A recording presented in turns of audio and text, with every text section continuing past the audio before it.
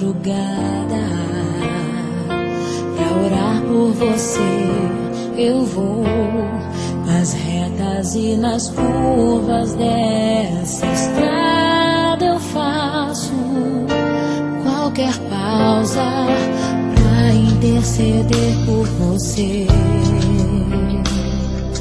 pra enxugar suas lágrimas e agradecer por cada minuto da sua vida, pelo dia em que você me escolheu,